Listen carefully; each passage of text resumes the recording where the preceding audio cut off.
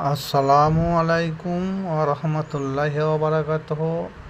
আজকে এমন একটা বিষয় আপনাদের সম্মুখে আলোচনা করব, তাতে ঈমান বৃদ্ধি পাবে।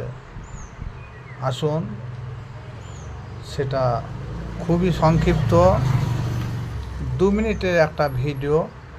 দয়া করে ভিডিওটা দেখবেন, ঈমানি জজবা বাড়বে। একজন বাদশাহ যদি হঠাৎ ইন্তেকাল করেন, আর সেই বাদশার দরবারে দুটি ব্যক্তি অবশিষ্ট আছে, দুজন ব্যক্তি। তাহলে বাদশাহ যে ইন্তেকাল করলেন, সেই বাদশাহীর দরবারে কে বসবে? যার রং সুন্দর, যার চেহারা সুন্দর, সে বসবে?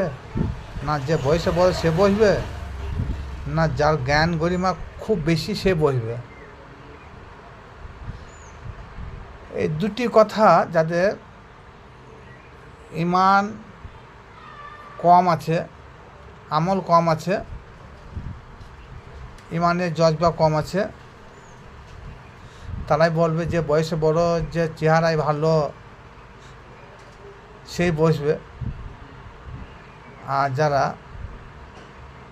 একটু আধ্যাত্মিক সম্পূর্ণ ব্যক্তি, তারা বলবে যে লোকটা বয়সও বড় নয়, চেহারাও সৌন্দর্য নয়, কিন্তু জ্ঞান গরিমায় অত্যাধিক বেশি পাণ্ডিত্য আছে, সেই ব্যক্তি সিংহাসন চালাবে বা গদিতে বসবে। এই বিষয়ে দেখুন, আমি একটু ছোট্ট করে একটা ঘটনা বলছি।